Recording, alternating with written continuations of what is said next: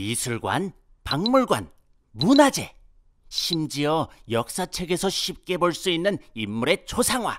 혹시 우리가 보는 초상화가 처음 그려진 것이 아닐 수 있다는 생각 해보신 적 있으신가요? 오늘은 윤중초상과 영당기적을 주제로 쉽게 알 수 없던 숨겨진 이야기를 풀어보겠습니다.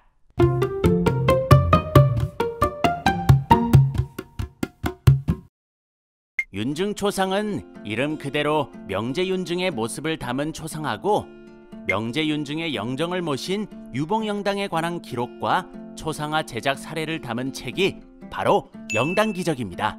오늘 특별히 윤중초상을 소개하는 두 가지 이유가 있는데요.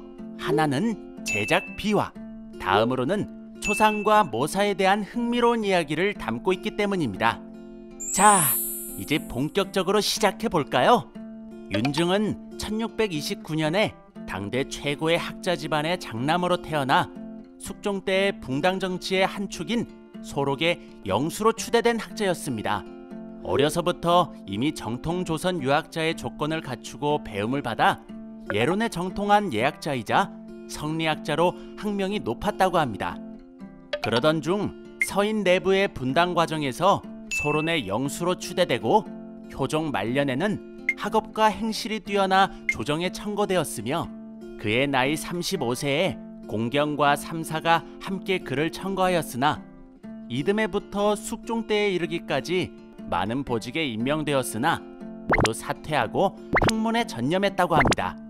정치 일선의 전면으로 나서지 않았지만 젊은 사류들에게 인정받고 조선 후기에는 관복을 잊지 않고 관직에 나가지 않는 정승이라고 하여 백의 정승이란 칭송을 받았습니다.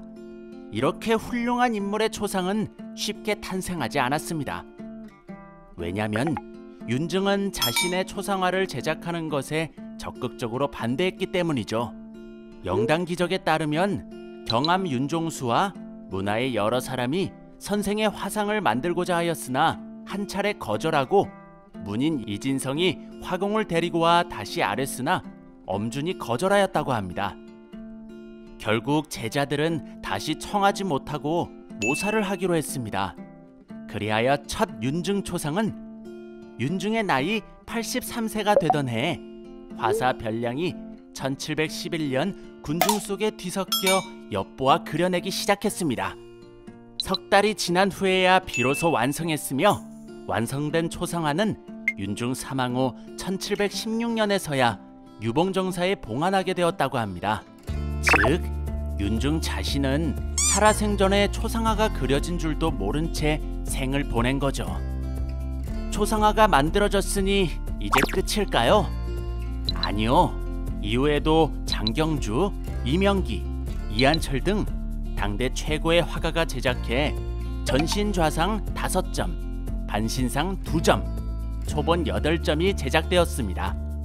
첫 제작인 1711년부터 가장 최근 연도인 1935년까지 200년 이상 이어진 윤중초상 제작안에 담긴 배경에는 문화보존과 역사적 의의가 존재합니다. 아무리 완성도 높은 초상화라도 시간이 지나면 원본은 퇴색되거나 손상될 수밖에 없습니다. 다음 세대에 안전하게 전승하기 위해선 원본 초상화를 베껴 그림으로 원본 초상화의 원형을 보존하는 모사 과정이 필수입니다.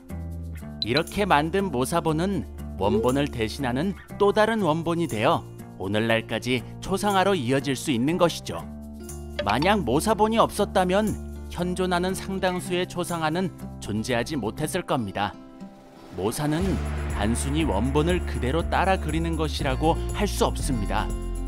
조선시대의 초상화의 경우 외모를 포함하여 인물의 정신, 품격, 학문적 기상까지 담는 것을 중요시했고, 그것마저 온전히 담아내는 것이 모사의 또 다른 역할인 것입니다.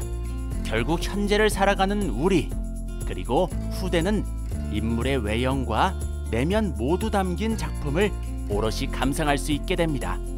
그렇기에 모사는 문화재를 전승하는 보존과학의 한 방법이라고 할 수 있습니다. 인류의 소중한 자산인 문화유산을 보존하고 전승하기 위해 노력하는 사람들이 있기에 우리의 역사가 기억되고 빛날 수 있습니다. 그리고 그들의 곁에는 한국유교문화진흥원이 있습니다.